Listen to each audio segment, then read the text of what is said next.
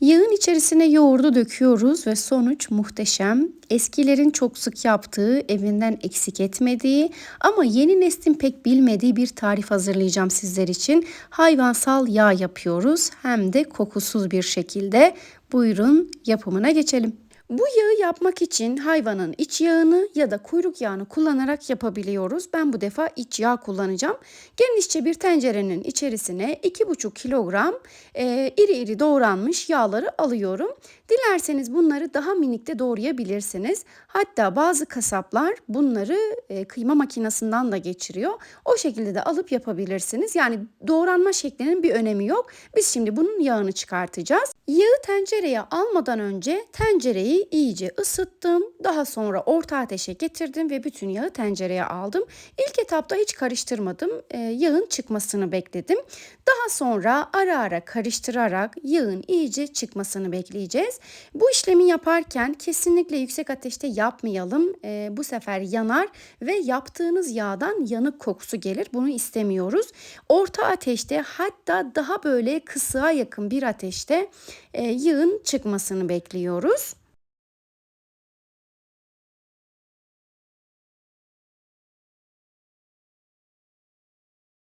Artık bariz bir şekilde yağ çıkmaya başladı. Bu arada yine karıştırmaya devam ediyoruz. Her 3-4 dakikada bir bu şekilde alt üst edelim.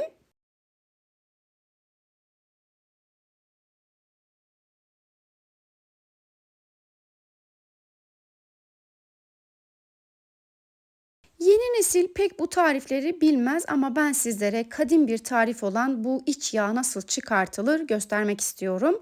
Genelde bu tarz yağlara biraz düşmanlık yapılıyor, öyle söyleyeyim. Pek tutulmuyor ama büyüklerimiz, nenelerimiz, dedelerimiz hep bu yağlarla beslendiler ve çok da sağlıklıydılar.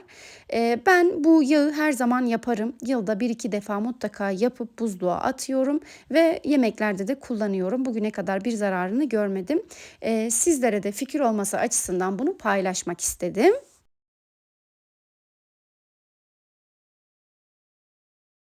20 dakikadır kısığa yakın orta ateşte yağın iyice çıkmasını bekledim. Yağ artık yüzeye çıkmaya başladı. Bu aşamadan sonra çelik bir süzgeç yardımıyla biriken yağı başka bir tencereye aktaracağız. Burada bir şeye dikkat çekmek istiyorum. Bu aşamada kesinlikle plastik süzgeç kullanmıyoruz. Plastik süzgeç yağın içine girer girmez hemen eriyip yanacaktır. Çelik süzgeç kullanmayı atlamayalım lütfen. Süzgeci yağın üzerine alıp kepçe yardımıyla biriken yağı başka bir tencereye aktarıyorum. Bu sayede yağın içerisine tortular da girmemiş oluyor. Yağ çıktıkça süzgeç ve kepçe yardımıyla o yağı başka bir tencereye aktarıyorum. Tekrardan karıştırıyorum ve yine yağın birikmesini bekliyorum. Bu işlemi sabırla ve dikkatli bir şekilde yapalım. Çünkü yağı aktarırken de yağ çok sıcak olduğu için lütfen elimizi yakmayalım. Dikkatli bir şekilde yağı başka bir tencereye aktaralım. Bir taraftan yağ çıkartmaya devam ederken bir taraftan da sizlere bu yağı nerelerde kullandığımı da anlatmak istiyorum. Bu yağ yaptıktan sonra özellikle et yemeklerinizde kullanabilirsiniz. Etleri çok güzel bir şekilde yumuşatıp lezzetli hale getiriyor. Eğer yağsız et alıp kullanıyorsanız mutlaka bu yağdan bir parça o etin içerisine atın. Zaten lezzetine hayran kalacaksınız. Yağsız yapılan etlerin yemeği güzel olmaz. Ama bu yağla çok güzel bir şekilde hem yumuşuyor hem de lezzetleniyor. Ayrıca sulu yemeklerde de kullanabilirsiniz. Özellikle kuru fasulye, nohut ya da güveç tarzı yemeklerde birer parça atıp kullanabilirsiniz. Hem yemeğe lezzet veriyor hem de içinde et varsa eti de yumuşayıp lezzetli hale getiriyor. Bu şekilde yaptığınız yemekler de çok lezzetli oluyor. Yağın büyük bir bölümünü çıkarttım. Artık çok çok azaldı. Şimdi son kalan yağları da alacağım. Daha sonra başka bir işlem yapacağız. Şimdi malum bu yağlarda biraz koku olabiliyor. Bu kokuyu en aza indirmek için iki tane yöntem var.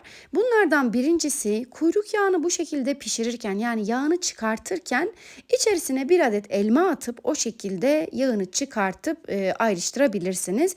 İkinci bir yöntemde yağı bu şekilde başka bir tencereye aktardıktan sonra içerisine 1 su bardağı yoğurt ekleyerek yine kokusunu biraz daha azaltıyoruz. Şimdi kenarda biriktirmiş olduğum yağın içerisine 1 su bardağı yoğurdu ekliyorum ve ocağın altını açıp güzelce karıştırıyorum.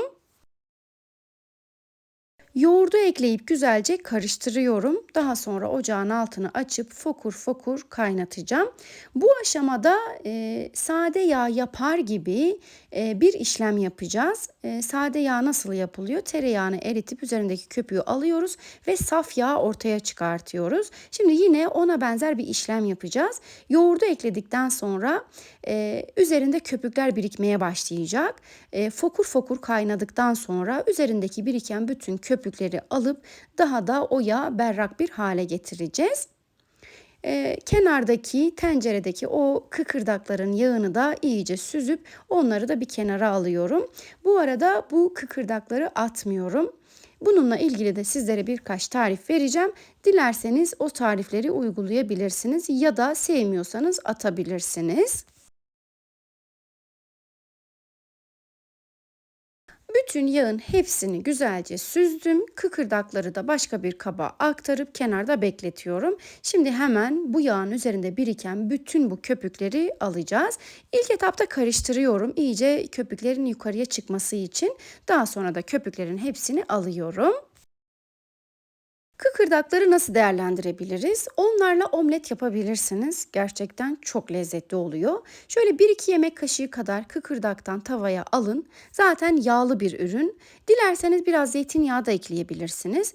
Bir kavurun, üzerine tuz, baharat ekleyip sonra üzerine yumurtayı kırın ve afiyetle tüketin. Bu birinci tarif. İkincisi de yine tavaya alın, güzelce bir kavurun ve baharatlandırın. Sevdiğiniz baharatları ekleyerek baharatlandırın. Daha sonra bir soğan salatası hazırlayıp onunla dürüm yapın. Nasıl anlatayım? Kokoreç lezzetinde muhteşem bir lezzet oluyor. Eğer kokoreç seviyorsanız onu da seversiniz. O şekilde de yapıp tüketebilirsiniz.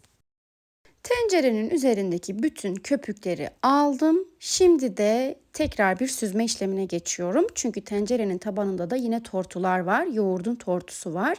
Bu defa da genişçe bir tepsinin içerisine bütün yağı süzerek alıyorum ve bu aşamadan sonra artık yağın iyice soğuyup donmasını bekleyeceğim. Bu şekilde tortular oluyor. Bu tortuların yağın içerisinde kalmaması için süzgeçten süzmemiz gerekiyor. Şimdi en zor olan işlemi bitirdik.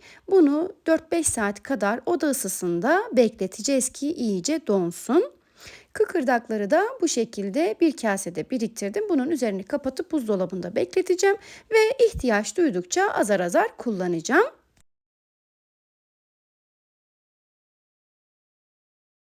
5-6 saat kadar oda ısısında beklettim. Yağım dondu. 1 saat kadar da buzdolabında beklettim. Biraz sertleşti.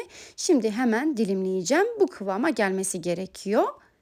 Bunu dilimledikten sonra buzdolabı poşetlerine alacağım ve her defasında birer parça yemeklerde kullanacağım. Gerçekten büyük kolaylık sağlıyor. Bu tarifi hiç denemediyseniz mutlaka yapın. Özellikle de Kurban Bayramlarında etleri kestikten sonra o yağlar hep işte ne yaparız diye çok düşünenler oluyor. Bu şekilde yağını çıkartıp değerlendirebilirsiniz. Hem sağlıklı bir yağ hem de yemeklere çok güzel lezzet veriyor.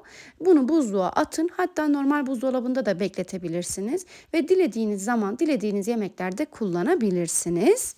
Tarifimi buraya kadar izlediyseniz sizlerden küçük bir ricam olacak. Tariflerimi beğeniyorsanız ve faydalı olduğunu düşünüyorsanız beğenmeyi ve yorum yapmayı unutmayın lütfen. Ayrıca kanalıma ücretsiz bir şekilde abone olup tariflerimi sevdiklerinizle paylaşarak bana destek olabilirsiniz.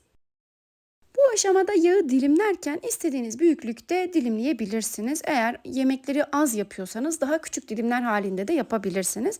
Tamamen sizin tercihinize bağlı. İç yağını ben bu şekilde hazırlıyorum. Sizlerin de nasıl yaptığını açıkçası merak ediyorum. Özellikle yağı bu şekilde hazırlayanlar varsa uyguladığınız püf noktalarınız var mı? Varsa yazarsanız çok memnun olurum. Kokusunu azaltmak için ben yoğurt kullanıyorum. Ama sizlerin farklı fikirleri varsa da mutlaka yazın, merakla bekliyorum. Bugün de bir tarifimin daha sonuna geldim. Bugün sizlere yeni neslin pek bilmediği kadim bir tarif olan iç yağ çıkartma tarifini verdim. Bu tarifimi şimdiden yapıp deneyecek olanlara afiyet şifa olsun. Denedikten sonraki yorumlarınızı mutlaka bekliyorum. Bu arada küçük bir püf noktası da vermek istiyorum. Yağlı yemeklerden korkmayın. Yağ zarar vermiyor. Bize zarar veren şey karbonhidrat ve şekerdir. Yağ insanı tok tutar, kolay kolay acıktırmaz. Acıkmadığımız için de çok fazla yememiş oluyoruz zaten. O yüzden yağlı yemeklerden korkmayalım. Beni buraya kadar sabırla dinlediğiniz için teşekkür ediyorum. Bir sonraki tarifimde görüşmek üzere.